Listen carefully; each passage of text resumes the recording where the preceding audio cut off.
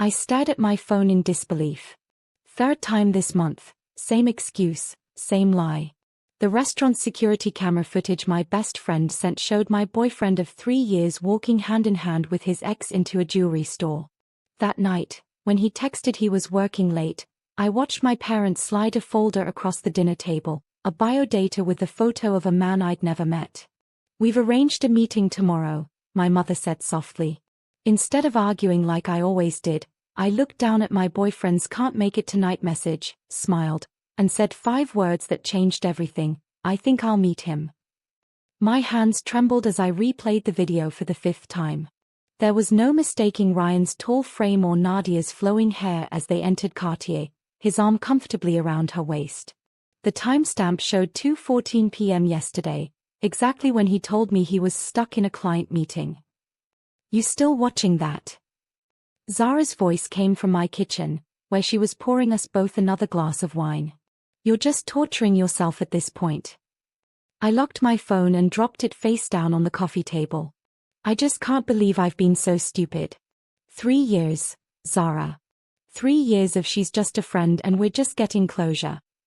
Zara placed a glass in front of me and sat down, tucking her legs beneath her. "The only closure that man needs is the door hitting him on the way out." She took a sip, watching me over the rim of her glass. "At least now you know for sure." That was the thing about Zara, brutally honest but fiercely loyal. When her cousin who worked security at Ryan's favorite restaurant mentioned seeing him there with a woman who wasn't me, she hadn't hesitated to request the footage. My phone buzzed with another text: "Working late again tonight, babe. Don't wait up. Love you." "The audacity," Zara muttered, reading over my shoulder. "He's not even creative with his lies anymore." I felt something cold and hard crystallize in my chest. This wasn't even the first time. There was the conference in Dubai that his company's HR knew nothing about when I called to surprise him. The mysterious perfume on his collar that was supposedly from the sample lady at the mall. The dinner reservations I discovered on his email for 2 at places we'd never been together. "I don't know what hurts more," I said, "the cheating or the fact that he thinks I'm too stupid to figure it out." Zara squeezed my hand. "What are you going to do?" Before I could answer, my phone rang, my mother's smiling face lighting up the screen. I almost declined the call but remembered I'd promised to come for dinner tonight. "Hello, Ami," I answered, trying to keep my voice steady. "Aisha, are you on your way? Papa is hungry, and you know how he gets." I glanced at the time. 7:30 p.m. I was already half an hour late. "I'll be there in 20 minutes, I promised, already searching for my car keys. After hanging up, I turned to Zara. "I have to go to my parents. Can we talk tomorrow?" She hugged me tight. "Call me anytime, day or night." "And Aisha," she pulled back to look me in the eyes, "you deserve better than this. Remember that." The drive to my parents' suburban home gave me too much time to think. Memories flooded back, meeting Ryan at a friend's wedding, how he'd pursued me for weeks before I agreed to a date, the way his eyes crinkled when he laughed. I'd been so certain he was the one. When I arrived, the house smelled of my mother's biryani and cardamom tea. Despite everything, I felt a wave of comfort wash over me as I stepped inside. Finally, she arrives. My father looked up from his newspaper, his stern expression not quite masking the affection in his eyes. "We were about to send a search party." "Sorry, Papa." I kissed his cheek before heading to the kitchen where my mother was arranging food on serving dishes. "You look tired, Beta," she said immediately, her eyes missing nothing. "Is everything okay at work?" "Just a busy week," I lied, helping her carry the food to the dining table. Throughout dinner, I picked at my food while my parents discussed relatives, neighborhood gossip, and my father's retirement plans. I nodded and smiled at the right moments, but my mind kept returning to that security footage. As we finished eating, my mother exchanged a look with my father before clearing her throat. "Aisha, there's something we wanted to discuss with you." Here it comes, I thought. The usual lecture about settling down, finding a good man from a respectable family, giving them grandchildren before it was too late. At 28, I was practically a spinster in their eyes. Instead, my father slid a folder across the table. The Malik's son has returned from America. He's a doctor at City Hospital now, neurosurgeon. I stared at the closed folder, not reaching for it. Papa, I've told you. Just look, my mother interrupted gently. No pressure. He's very modern, educated abroad like you. To appease them, I flipped open the folder. A professional photo showed a man about my age with intelligent eyes, a straight nose, and a reserved smile. Dr. Aryan Malik. 32. Harvard Medical School. Chief resident at City Hospital's neurosurgery department. My phone buzzed with another text from Ryan, meeting running late. Can't make it tonight. Rain check on dinner tomorrow too? Something shifted inside me. 3 years of believing Ryan's promises, of planning a future with him, of defending him to my traditional parents who never quite warmed to him. 3 years wasted on someone who couldn't even respect me enough to be honest. We've arranged a meeting for tomorrow evening, my mother said softly, misreading my silence as rejection. Just tea at the Malik's home. We can cancel if. No, I said, surprising myself as much as them. I looked down at Ryan's message once more, then back at the photograph of the serious-looking doctor. I think I'll meet him. I could see the shock register on my parents' faces before they quickly tried to hide it. My father lowered his newspaper further, peering at me over his reading glasses. You will? My mother asked cautiously, as if afraid her words might change my mind. Really, Beta? Yes, I confirmed, feeling strangely calm. What time tomorrow? They exchanged another look, relief mixed with suspicion. 7 o'clock, my father said, studying me. The Maliks are hosting at their home. Your mother will come with you, of course. I nodded, taking another bite of biryani that I suddenly had the appetite for. Should I bring anything? Dessert maybe. My mother seemed flustered by my cooperation. 4 years, these conversations had followed the same script. They would suggest a match, I would firmly decline, and a tense silence would follow. This deviation from our usual pattern had thrown her off balance. No, she finally managed. Just wear something nice. Her eyes flickered to my current outfit, fitted jeans and a casual blouse, with mild disapproval. I'll pick something appropriate, I assured her, already thinking about the emerald green Anakali suit hanging unworn in my closet. Ryan had always preferred when I wore Western clothes. The drive home felt different somehow. Instead of the usual frustration after my parents' matchmaking attempts, I felt a curious lightness. My phone showed 3 missed calls from Ryan, but I didn't call back. The next evening, Zara sat on my bed, watching as I applied the final touches to my makeup. I still can't believe you're doing this, she said, scrolling through Dr. Aryan Malik's LinkedIn profile on her phone. Though I have to admit, neurosurgeon Barbie has excellent credentials. Chief resident at 32? Impressive. It's just tea, I reminded her, though my racing heart suggested otherwise. And stop stalking him online. Excuse me, this is basic reconnaissance, Zara defended, continuing to scroll. Harvard Medical School, research published in top journals, humanitarian work in earthquake zones. Either this guy is too good to be true, or he's hiding a collection of human heads in his freezer. I laughed despite my nervousness, applying a subtle rose lipstick. You've been watching too many crime documentaries. Just saying, nobody's this perfect. She paused, looking up from her phone. But seriously, are you okay? This is a pretty drastic response to Ryan's cheating. I met her eyes in the mirror. Maybe it is. But I've spent 3 years making excuses for someone who doesn't respect me. Perhaps it's time to consider an option my parents have been suggesting all along. As long as you're doing this for you, not to get back at Ryan or please your parents. My phone lit up with Ryan's name again. 10th call today. Aren't you going to answer that? Zara asked. I silenced the call. Not right now. The emerald Anakali made me feel elegant in a way I'd forgotten. As I fastened small gold earrings, I realized how long it had been since I'd embraced this side of myself. Ryan had always gently encouraged my modern side, suggesting I was above traditional clothing and customs. You look stunning, Zara said sincerely. Dr. McDreamy won't know what hit him. My mother arrived precisely at 6:30, gasping when she saw me. Mashallah. So beautiful. She touched the fabric of my suit reverently. I knew this color would suit you. The drive to the Malik's home in an upscale neighborhood was filled with my mother's nervous chatter, information about the family, reminders about etiquette, reassurances about Aryan's character. His mother says he was very reluctant too, she confided. Very independent, focused on his career. But a good boy who respects family. I nodded absently, watching the city lights blur past the window. My phone buzzed with a text from Ryan. Where are you? I came by your place. We need to talk. I turned my phone face down without responding. The Malik's home was modern yet tasteful, with subtle cultural touches in the decor. Mrs. Malik, an elegant woman in her 50s, greeted us warmly at the door.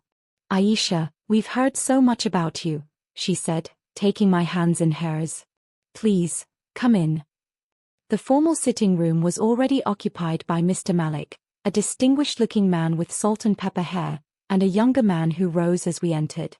Dr. Aryan Malik was taller than his picture suggested, with broad shoulders under a well-tailored navy blue suit. His expression was polite but reserved. Aisha, welcome, Mr. Malik said, gesturing to the seating area. We're delighted you could join us. The initial conversation was predictably awkward. Weather, traffic, compliments on the home. I noticed Aryan's quiet attentiveness, the way he seemed to be observing more than participating. When his mother nudged him to serve the tea, he did so with practiced ease. My mother mentioned you're an architect, he said, finally addressing me directly as he handed me a delicate teacup. Specializing in sustainable design. Surprised he'd done his homework, I nodded. Yes, I work with Ahmed and Partners. We focus on environmentally conscious commercial buildings. I saw your firm's design for the new public library. The solar integration was impressive. This wasn't the superficial small talk I'd expected. You're interested in architecture. A slight smile softened his serious demeanor. I appreciate good design in all forms. Function and beauty aren't mutually exclusive. Our mothers exchanged pleased glances as the conversation shifted to more substantial topics. After 20 minutes of surprisingly comfortable discussion, Mrs. Malik suggested, perhaps Aryan could show you the garden? The evening blooms are quite lovely now. It was a transparent attempt to give us privacy, but I found myself curious to speak with him away from the parental gaze. Aryan seemed to sense my hesitation. Only if you'd like, he said quietly. No pressure. I'd like that, I found myself saying. The garden was beautiful, with strategic lighting illuminating flowering shrubs and a small fountain. We walked in silence for a moment before Aryan spoke. I should probably confess something, he said, stopping beside a jasmine plant. I was as reluctant about this meeting as I suspect you were. His honesty was refreshing. What changed your mind? He considered the question seriously.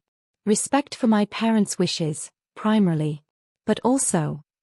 He paused. I've learned that sometimes the unexpected path has merit. Before I could respond, my phone buzzed insistently in my purse. Ryan's face appeared on the screen. For the first time that evening, I felt a flicker of doubt. I switched off the phone without answering, but Aryan had already noticed. Someone important? He asked, his tone neutral. Just complicated, I replied, surprising myself with my honesty. Sorry about that. He nodded, accepting my vague explanation without pressing further. Complications seem unavoidable in life, don't they? There was something about his philosophical response that intrigued me. We continued walking along the garden path, the gentle splashing of the fountain filling the silence between us. So, I ventured, chief resident in neurosurgery at 32. That's impressive. He smiled slightly. And lead architect on the Eco-Commerce Tower at 28 is equally impressive. I looked at him in surprise. You really did your research. LinkedIn is quite helpful, he admitted with a hint of humor in his eyes. Though I suspect our parents have compiled dossiers that would impress intelligence agencies. I laughed, feeling some of the tension dissolve. Probably. My mother probably knows your blood type and childhood allergies by now. AB negative, and peanuts, he replied without missing a beat, then smiled at my expression. Just kidding about the peanuts. The conversation flowed more naturally after that. We discovered mutual interests in travel, classical music, and surprisingly, vintage motorcycle restoration. When he mentioned riding through the Himalayan foothills during a medical outreach program, I found myself genuinely curious rather than merely polite. What made you choose neurosurgery? I asked as we circled back toward the house. His expression grew more serious. My younger sister had a brain tumor when we were children. The surgeon who saved her life became my hero. He paused. She's an artist in Paris now. The personal revelation touched me. Thank you for sharing that. And you? Why sustainable architecture? Climate change reports terrified me in college, I admitted. I wanted to be part of the solution, not the problem. Buildings consume so much energy, it seemed like a place I could make a difference. He nodded thoughtfully. Purpose-driven careers. Another thing we have in common. As we approached the house, I realized nearly an hour had passed. Our parents were visible through the window, clearly pleased by the length of our garden conversation. They looked satisfied with themselves, I observed. Like chess masters whose pieces moved according to plan, Aryan agreed with a wry smile. Before stepping inside, he paused. I know this is unconventional, but would you consider meeting again? Without the parental audience. I hesitated. The evening had been unexpectedly pleasant, but the situation with Ryan remained unresolved. I should be honest, I began. I recently discovered my boyfriend of 3 years has been unfaithful. This meeting was partly my response to that revelation. I'm not in the best place emotionally. His expression remained calm, appreciative of my candor. Thank you for your honesty. The offer stands, whenever you might be ready. No pressure or timeline. Something about his mature response made the prospect more appealing rather than less. I'd like that, actually. Maybe coffee next week. Our parents' delighted expressions when we returned made me feel like a teenager again. After another half-hour of polite conversation and excessive sweet tea, my mother and I prepared to leave. It was a pleasure meeting you, Aisha, Aryan said as we stood at the door. He handed me a business card. My personal number is on the back. In case you'd like to arrange that coffee. The drive home with my mother was filled with her barely contained excitement. He's even more handsome in person, isn't he? And so accomplished. Did you notice his manners? The way he served everyone before himself. He seems nice, Ami, I acknowledged, neither encouraging nor discouraging her enthusiasm. Nice? Beta, he's perfect. And he clearly liked you too. I saw how he listened when you spoke about your work. I smiled non-committally, my mind already drifting to the inevitable confrontation with Ryan. As if conjured by my thoughts, my phone rang again. This time, I answered. Where have you been? Ryan demanded without preamble. I've been calling all night. I was busy, I replied, aware of my mother pretending not to listen beside me.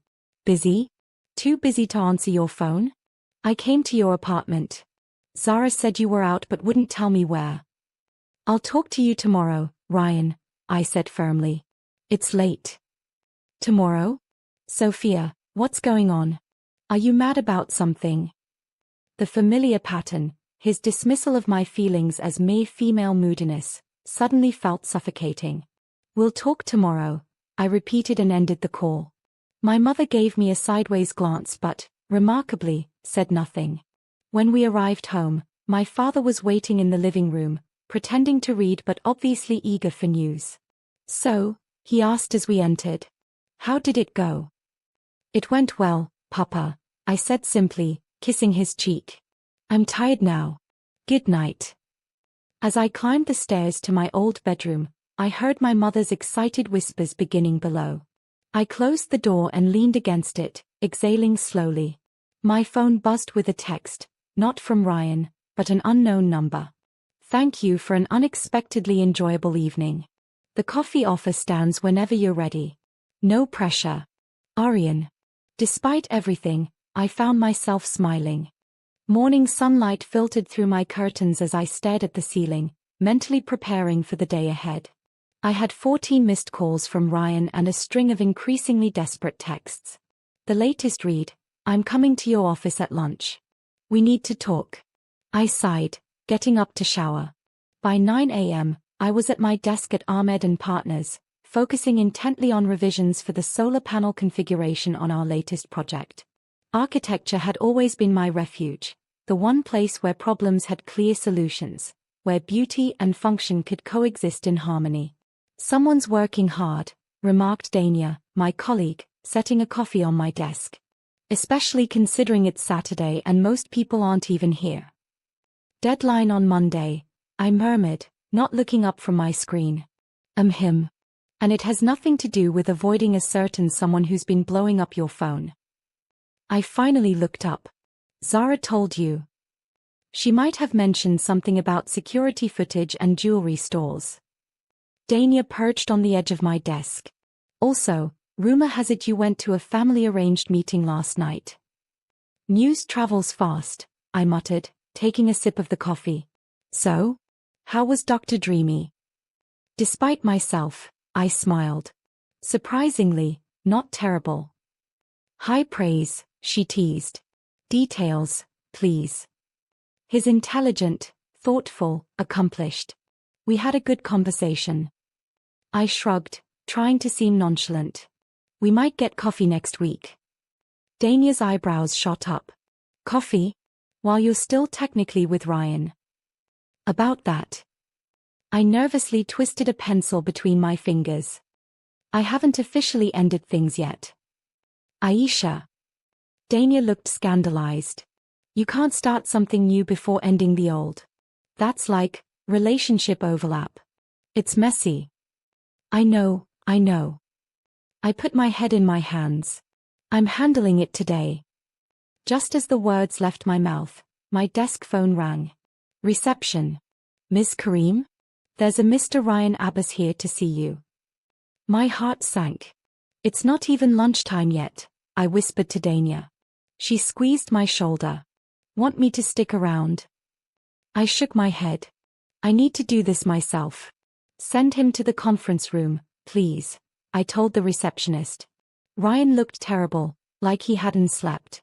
His usually immaculate appearance was disheveled, hair uncombed, shirt wrinkled. For a moment, I felt a pang of sympathy. "What's going on, Aisha?" he demanded as soon as I closed the door. "You've been ignoring me, Zara won't tell me anything, and now suddenly you're busy on a Friday night." "I think you know what's going on," I said quietly, remaining standing while he paced. "No, I don't. Everything was fine, and suddenly you're acting like this." I pulled out my phone, found the video, and placed it on the table between us. "Watch it." His expression shifted from confusion to shock as he recognized himself and Nadia entering the jewelry store. Where did you get this?" "Does it matter? It's you, isn't it?" He ran a hand through his hair, his mind visibly racing for excuses. "It's not what it looks like." "It never is with you, is it?" I felt strangely calm. Was it also not what it looked like when you were in Dubai with her? Or when you had dinner reservations for two at Citronelle? His eyes widened. "You knew about those." "I've known for a while. I just didn't want to believe it." He reached for my hand, which I pulled away. "Baby, listen to me. Nadia and I have history, yes, but it's complicated. She's been going through a rough time." "Stop." I held up my hand. "I don't want more lies." "I'm not lying." His voice rose in frustration. "I was helping her pick out something for her mother's birthday. That's all." "At Cartier? Really, Ryan?" I shook my head in disbelief. "Even now, you can't be honest with me." His expression hardened. "Fine. You want honesty? Yes, Nadia and I have been seeing each other. But it didn't mean anything. She understands certain things about me, about my past. But you're the one I want a future with. The admission hit like a physical blow, but I stayed composed. How long? He looked away. On and off, since before we met. The revelation stole my breath. The entire time we've been together? 3 years of lies.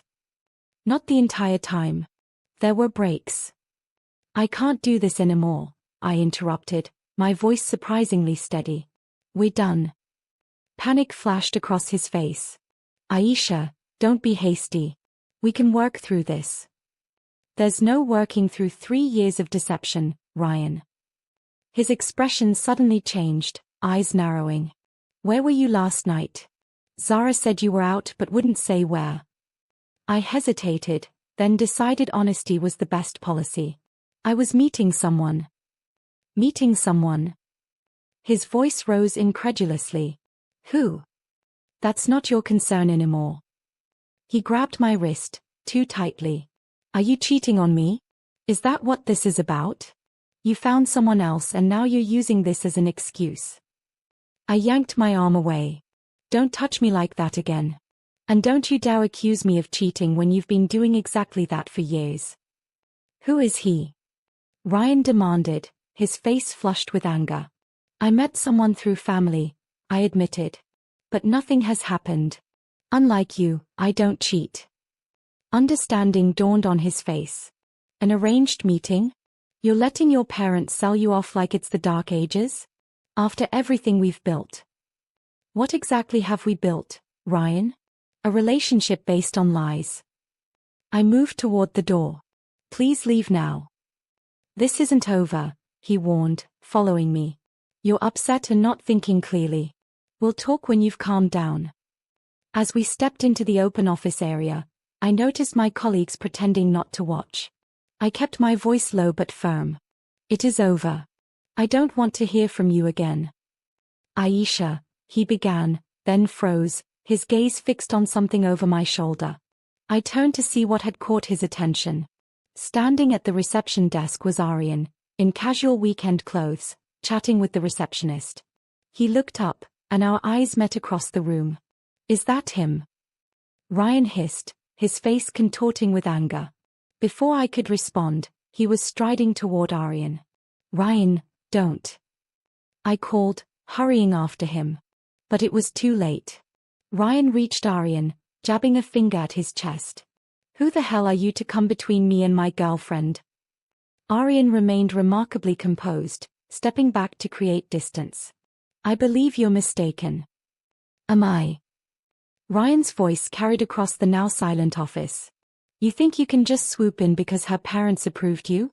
Do you even know her at all? I reached them just as Aryan's calm expression shifted to concern.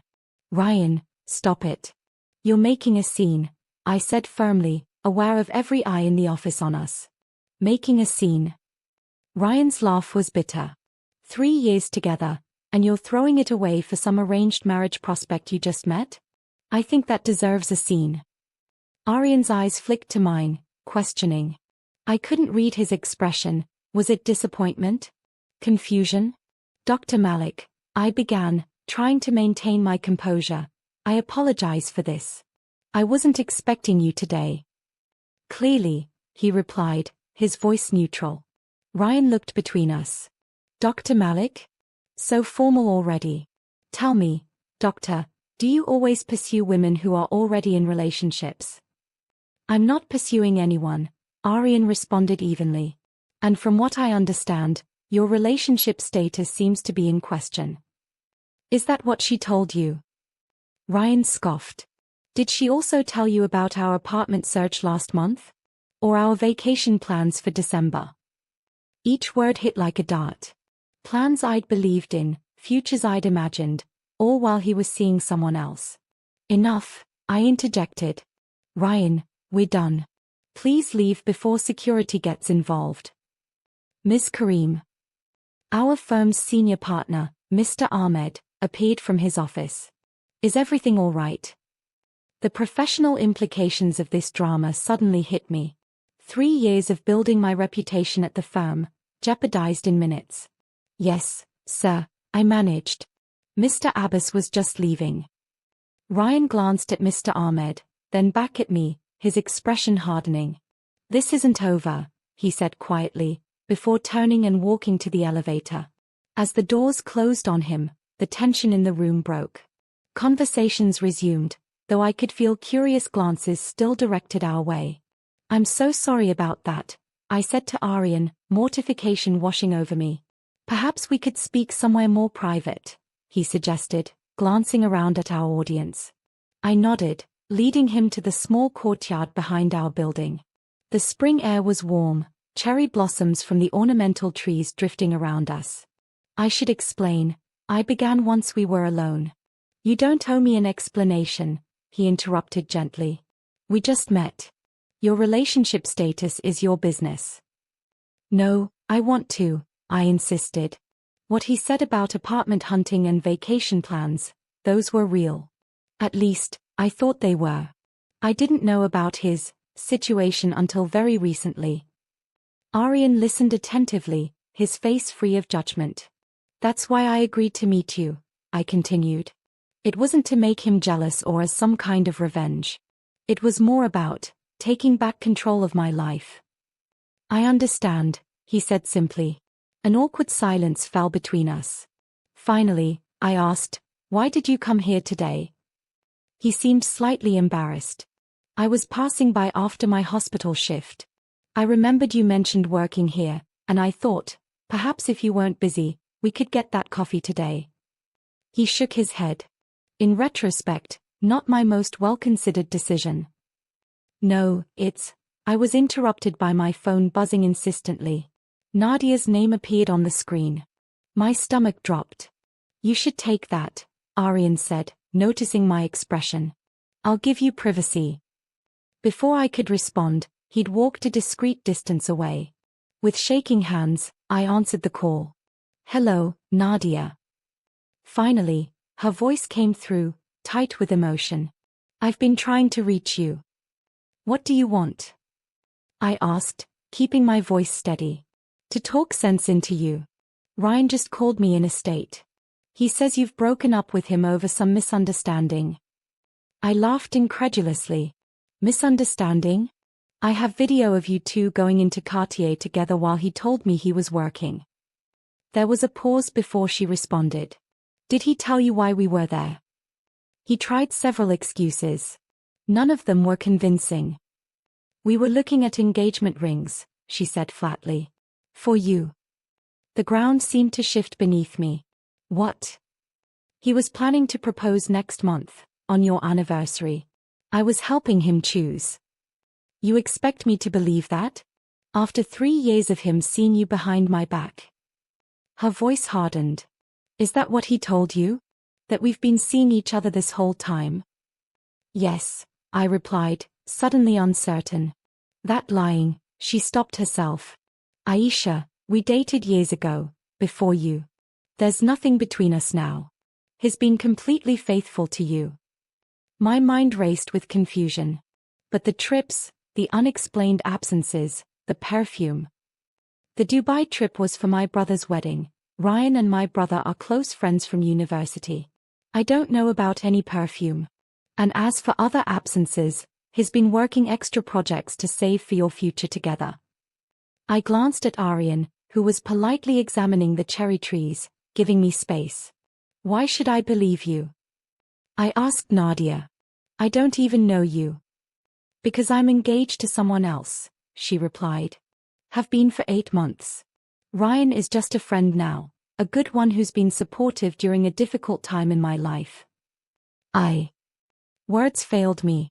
Look, I don't care if you believe me, she continued. But at least talk to him properly before throwing away 3 years. He loves you. Whatever you think he's done, at least give him a chance to explain. The call ended, leaving me standing in stunned silence. Had I misinterpreted everything? The video, the timing, the coincidences all seemed so damning, but what if? Everything all right? Aryan asked, approaching cautiously. I looked at him, this kind, intelligent man I barely knew, and felt a wave of guilt. I'm not sure. I think I may have made a terrible mistake. Aryan studied my face for a moment, his expression thoughtful rather than judgmental. Life is rarely simple, he said finally. And relationships are perhaps the most complex part of it. I appreciated his measured response. No accusations, no storming off in a huff that I'd wasted his time. I need to speak with Ryan again, I admitted. To hear him out properly. I owe him that much, at least. Aryan nodded. I understand. He hesitated before adding, for what it's worth, I don't think you're someone who would jump to conclusions without reason. Trust your instincts too. The simple validation in his words touched me more than elaborate reassurances would have. I checked my watch, nearly noon on a Saturday. I should go, I said reluctantly. I'm sorry about all this. Not exactly the impression I was hoping to make. A small smile touched his lips. On the contrary, I'm impressed by your integrity. Many would have simply moved forward without looking back. Still interested in that coffee sometime? I asked, surprising myself with my boldness. When you've sorted things out, yes, he replied. No rush. Some things are worth waiting for. With that, he offered a polite goodbye and left me standing amidst the falling cherry blossoms, my thoughts swirling like the petals around me. Ryan's apartment was a 15-minute drive from my office. I'd texted him that I was coming, receiving only a terse fine in response. My hands gripped the steering wheel tightly as memories flooded back. Our first date at the restaurant around the corner, late nights studying together in his living room, plans whispered between kisses for the future we'd build. Had I thrown it all away too hastily? When I knocked, the door opened almost immediately. Ryan had changed clothes, his hair now neatly combed, though dark circles remained under his eyes. Come in, he said, stepping aside without meeting my gaze. The apartment was uncharacteristically messy, takeout containers on the coffee table, clothes draped over chairs. He hadn't been exaggerating about his sleepless night. I spoke with Nadia, I began, remaining standing. His head snapped up. You did? What did she say? That you were looking at engagement rings. For me. The words felt strange leaving my mouth. Is that true? He nodded slowly, reaching into his pocket and pulling out a small velvet box. I picked it yesterday. Was going to propose on our anniversary trip. My breath caught as he opened it, revealing a stunning emerald-cut diamond set in platinum, exactly the style I'd once mentioned admiring. It doesn't make sense, I said, confusion washing over me again. If you were planning to propose, why all the secrecy? The lies about working late? The mysterious trips? Ryan sighed, setting the ring box on the coffee table between us. I wanted it to be perfect. I took extra consulting gigs to afford the ring and the trip without touching our savings. That's why I was working late so often. And Dubai? The conference that your company knew nothing about. I went to Nadia's brother's wedding. You never met Karim, but we were roommates in college. I didn't tell you because... He hesitated. Because I knew how you feel about Nadia, that you're suspicious of our friendship. It was easier to lie than deal with that fight. So you've been lying to avoid conflicts. I clarified, my voice rising. How is that better? It's not, he admitted. I was wrong. But it wasn't what you thought, Aisha. I've never cheated on you. The perfume on your collar. He winced. Nadia's grandmother. She hugs aggressively and wears enough perfume to drown a small village. Despite everything, the image nearly made me smile. Why didn't you just tell me the truth? I asked, the core of my hurt still raw. 3 years together, and you couldn't trust me enough to be honest. It wasn't about trust, he insisted, moving closer. It was about being the man you deserve. The one who can give you everything without you having to worry about the details. That's not a partnership, Ryan. That's you making unilateral decisions about our relationship.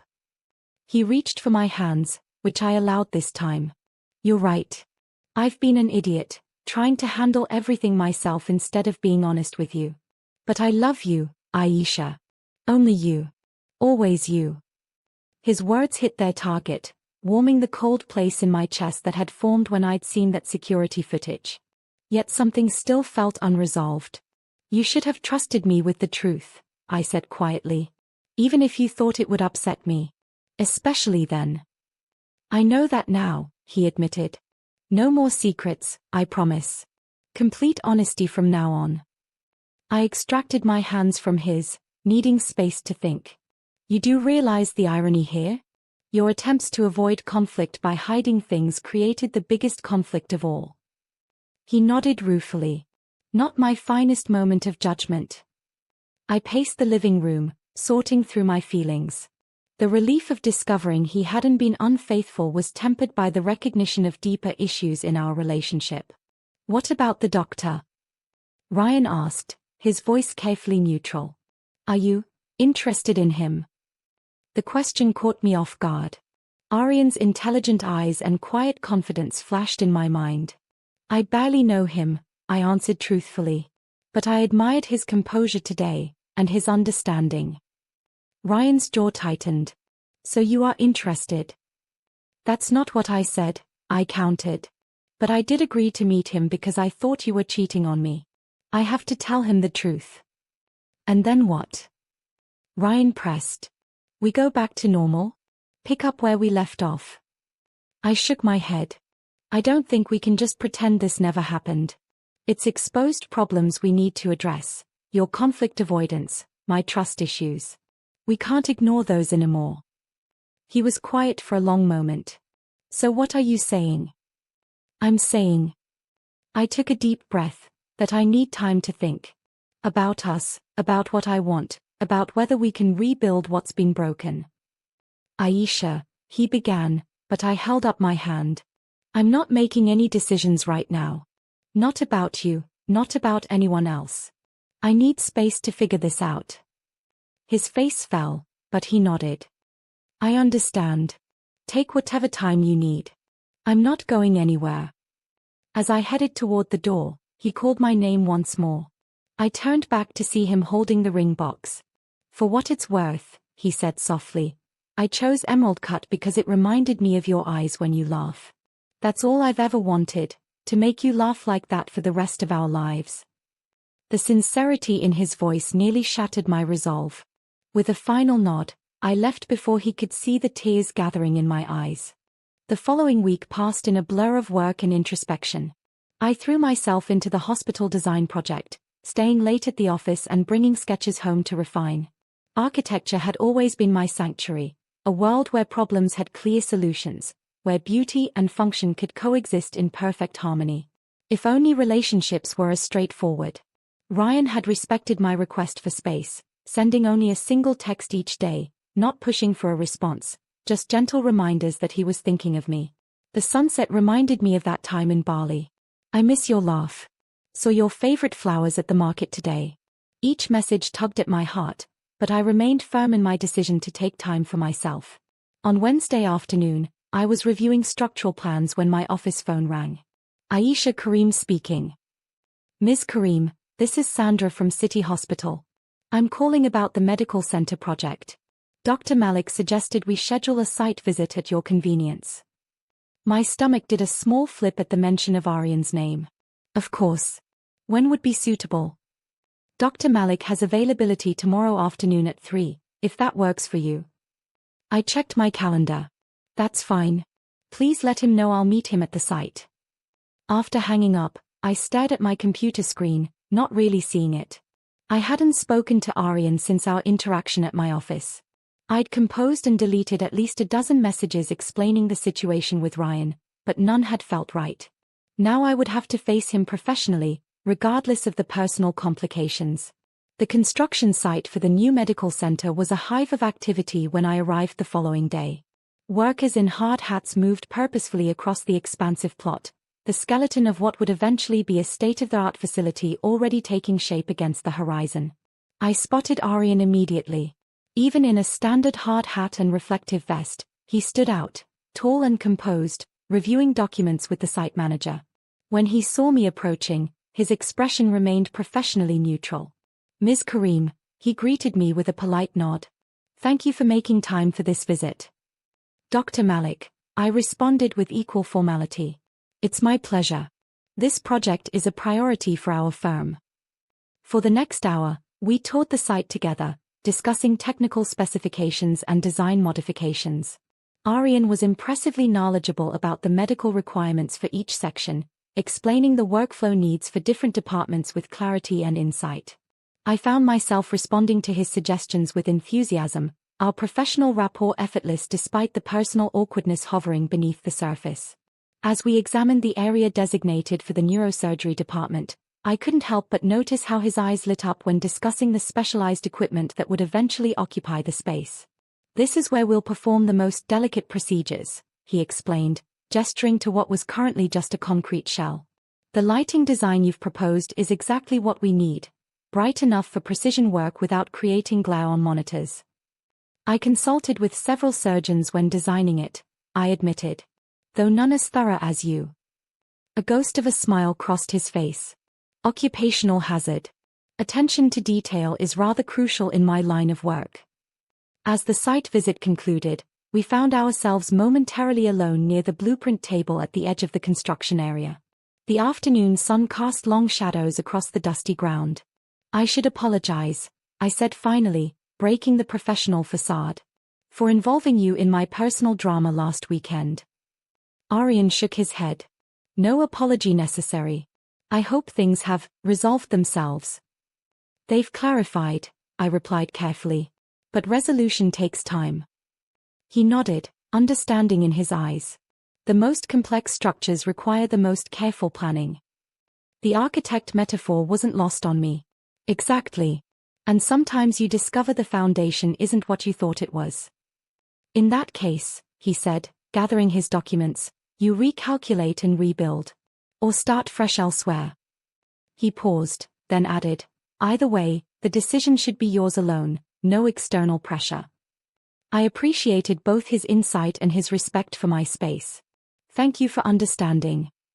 As we walked toward the parking area, he said casually, my sister is visiting from Paris next week. She's having an exhibition of her paintings at the Meridian Gallery. If you're interested in art, you'd be welcome to attend the opening. No pressure, of course. The invitation was perfectly balanced, a gesture of continued interest without expectation. I'd like that, I replied honestly. Art openings are a passion of mine. Thursday at 7, then, he said with a small smile. And Ms. Karim? Your design for this medical center is truly exceptional. Whatever else happens, I wanted you to know that. With that, he departed, leaving me with a curious sense of lightness despite the weight of decisions still hanging over me. That evening, I met Zara for dinner at our favorite cafe. After catching her up on the week's developments, I sat back, waiting for her verdict. So let me get this straight, she said, sipping her latte. Ryan wasn't cheating, but was planning to propose. Yet he's been consistently lying to avoid conflict, which is a whole different problem. Meanwhile, Dr. McDreamy remains patient and understanding while also impressing you professionally. That about sums it up, I agreed. And your plan is? I sighed. I don't know, Zara. 3 years with Ryan isn't something I can just dismiss, especially now that I know he wasn't unfaithful. But the trust issues run deeper than I realized. And Aryan, she prompted. He's intriguing, thoughtful, but I barely know him. Zara studied me over the rim of her cup. Can I make an observation? When have you ever waited for permission? I teased. Fair point, she conceded with a smile. Here it is. In all our years of friendship, I've never seen you this thoughtful about a relationship. Usually, you either commit fully or walk away definitively. This middle ground is new territory for you. I considered her words. Maybe that's the problem. Maybe I've been too black and white about everything. Or maybe, she suggested gently, this is the first time you've really asked yourself what you want, rather than what makes sense on paper or what's expected of you. Her insight hit unexpectedly close to home. Had I been living according to external expectations rather than my own desires? My career choice had been deliberate and passionate, but in my personal life, had I simply been following a script? What do I do now? I asked, more to myself than to Zara. She reached across the table to squeeze my hand. You take your time. You listen to your heart as much as your head. And you remember that you're allowed to change your mind at any point. As I drove home later, her words echoed in my mind. For the first time in a long while, I felt truly free to choose my own path, not the one that made most logical sense, not the one my parents preferred, but the one that felt right in the deepest part of myself. Thursday evening arrived with unexpected clarity. After a week of introspection, late-night journaling, and honest conversations with myself, I stood in front of my closet, selecting an outfit for Aryan's sister's art exhibition. I chose a deep blue dress that complemented my complexion, elegant yet comfortable. My phone chimed with a text from Ryan, thinking of you. Hope your day was good. His messages had remained consistent all week, gentle reminders of his presence without pressure. I appreciated the space he'd given me, a sign of growth perhaps. After a moment's hesitation, I replied for the first time, thank you. I hope yours was too. The Meridian Gallery was housed in a converted industrial building, its brick exterior illuminated by artistic lighting. Inside, the white walls showcased vibrant, emotionally charged paintings that immediately captured my attention. A small crowd had already gathered, the gentle hum of conversation mingling with soft jazz from hidden speakers. I spotted Aryan across the room, standing beside a striking woman with his same dark eyes and thoughtful expression. Their resemblance was unmistakable, though she possessed a more overtly artistic flair in her colorful attire and expressive gestures. He noticed me almost immediately, his face brightening in a way that sent an unexpected flutter through my chest. With a quick word to his sister, he made his way toward me. Aisha, he greeted warmly. I'm so glad you could make it. The work is remarkable, I said sincerely, gesturing to the paintings. Your sister is incredibly talented. She'll be pleased to hear that. Come, let me introduce you. His sister, Layla, greeted me with the easy warmth of someone accustomed to making strangers feel welcome. Aryan mentioned you're an architect, she said. I've always been fascinated by the intersection of art and structure. That intersection is precisely what drew me to architecture, I replied, instantly comfortable with her. Finding beauty in functional spaces. Like medicine, Aryan added. Finding healing in the precise. The parallel wasn't lost on me. We spent the next hour viewing Layla's exhibition, my architectural eye appreciating her use of color and perspective. Aryan moved seamlessly between explaining his sister's artistic evolution and asking thoughtful questions about my observations. There was an effortlessly to our interaction that felt both novel and natural. Later, as Layla was pulled away by other guests, Aryan and I found ourselves before a particularly striking canvas, a hospital room transformed through color and light into something almost sacred. She painted this after my father's heart surgery, Aryan explained quietly. 3 days we spent in a room like this, watching him breathe. She said afterward that she never realized how beautiful a sterile space could be when filled with hope.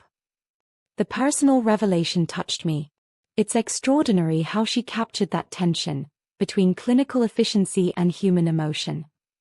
Rather like your designs, he observed. Particularly the children's wing in the new medical center. Functional yet comforting. I looked at him in surprise. You noticed those details in the blueprints? He smiled slightly. I pay attention to things that matter. The simple statement carried weight beyond its words. Before I could respond, my phone vibrated with an incoming call. Ryan's name flashed on the screen. I'm sorry, I said, stepping back slightly. I should take this. Aryan nodded understanding. Of course. I'll get us some drinks. I moved to a quieter corner of the gallery before answering. Hello. Aisha. Ryan's voice was tight with emotion. I know I promised to give you space, but I needed to hear your voice. I miss you so much. His vulnerability caught me off guard. Ryan. Please, he interrupted. Before you say anything, I want you to know I've been seeing a therapist this week. About my conflict avoidance, about why I hide things. I'm really trying to become better. His words surprised me. Ryan had always dismissed therapy as unnecessary emotional indulgence. This was a significant step for him. "That's really good," I said sincerely. "I'm proud of you for doing that." "I'm doing it for us," he replied urgently. "For the future I still hope we can have." "Where are you right now? Can I see you?" I hesitated, looking across the gallery where Aryan was chatting with an elderly couple, his expression animated yet respectful. "I'm at an art exhibition, actually." A pause. "With him?" There was no accusation in his tone, just resigned understanding. "Yes," I admitted. "His sister is the artist." Another pause, longer this time. "I see." "Ryan." "No, it's okay," he said, his voice steadier now. "You're allowed to explore this. I needed you to know I'm still here. I'm still fighting for us." After we hung up, I remained in the corner, processing the conversation. Aryan approached with 2 glasses of wine, offering one without comment. His perception and respect for my space only highlighted the differences between the 2 men now in my life. "Everything all right?" he asked after I'd taken a sip. "Complicated," I admitted. "But clearer than before." He nodded, not pressing for details. Sometimes the most important architectural decisions come after periods of uncertainty. "Is that a neurosurgeon's perspective or an art enthusiast's?" I asked with a small smile. "Perhaps both," he replied. "In surgery and in art, the most critical moment often comes after the greatest doubt, that instant of clarity when you suddenly know exactly what needs to be done." His insight resonated with my current state of mind. We spent the remainder of the evening discussing art, architecture, and life philosophies, our conversation flowing with a naturalness that felt both exciting and comfortable. As the event wound down, Aryan walked me to my car. The night air was cool, stars visible despite the city lights. "Thank you for coming tonight," he said. "It meant a lot to Layla, and to me." "I enjoyed it," I replied honestly. "Your sister is remarkable. She said the same about you." He hesitated before adding, "Aisha, I know your situation is complex right now. I want you to know that I respect whatever decision you make." His understanding only made my choice both clearer and more difficult. "Thank you." As I drove home, I realized that what had initially been a response to betrayal had evolved into something much more significant, a genuine crossroads. Both paths before me held promise, but only one felt right in that bone-deep way that transcends logic. By the time I reached my apartment, I knew what I needed to do. It wasn't about choosing between 2 men, it was about choosing myself, my future, and the kind of relationship I truly wanted. For perhaps the first time in my life, I was making a decision based not on expectations or patterns, but on the quiet certainty of my own heart. I took out my phone and composed a message, the words coming easily now that my mind was clear. Tomorrow would bring difficult conversations, but tonight, I was at peace with my choice.